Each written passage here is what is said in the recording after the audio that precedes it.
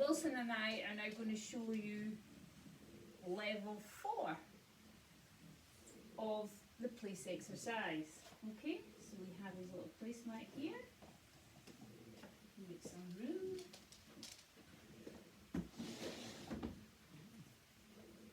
Let's go, Wilson.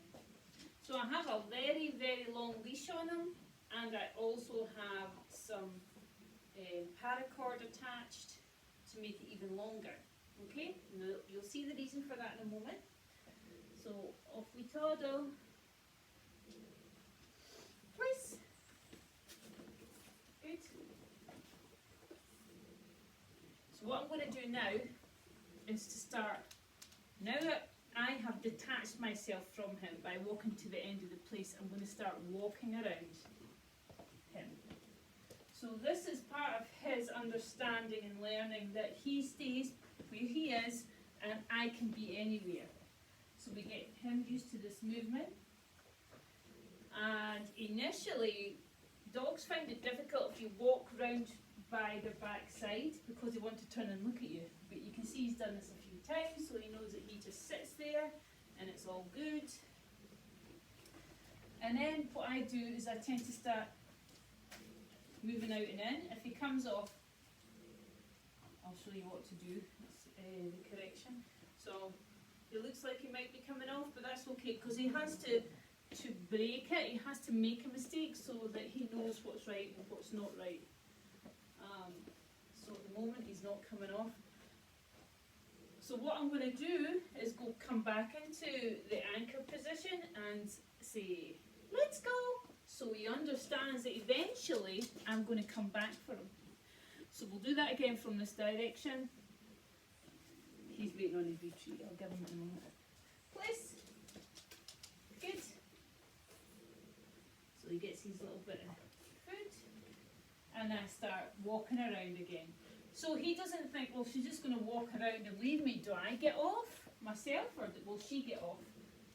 Will she get me off? And the idea is that he soon gets used to whatever's happening, I will give him the release word. I don't just leave him there and then hope he doesn't get off. He only gets off on the release words.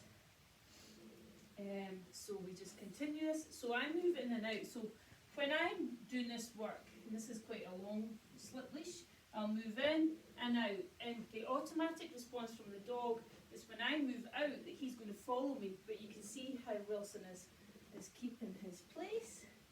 In and out. And he's getting quite comfy there.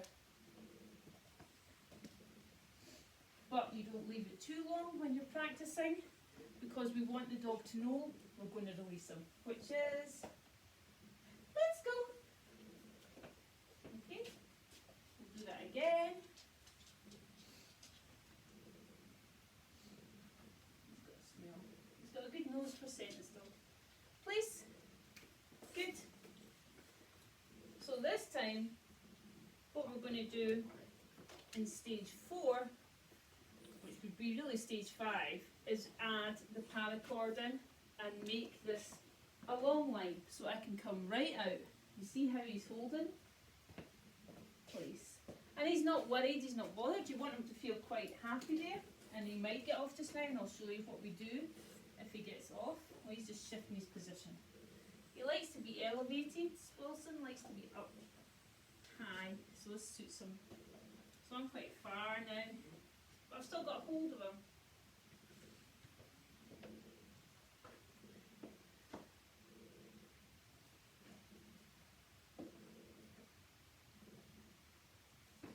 So we practice that a few times, then we come into the middle and we say the words. Let's go. When we're doing place, when we're practicing place, if you get on at that end, get off at the other end. If you get on at that end, get off at that end. And you can turn it around, you can put in various parts of your house or your patio or pavement. I always practice place in the house first. The reason being is low distraction. And any of these obedience exercises, always in the house. Low distraction gives your dog a chance to go in It's good for everyone if the dog has a chance to get it right. Only once they're 100% solid, rock solid in their ability to understand the time and the exercise, then you take it outside onto concrete where there's some distractions but not an enormous amount. They've got the wind, sense, all that kind of stuff, weather going on. And then you take it onto grass where there's lots of distractions. But in our next video, I'm going to show you, which will be Play Stage 5, how we're going to introduce distractions to Proof Wilson in the house. Okay?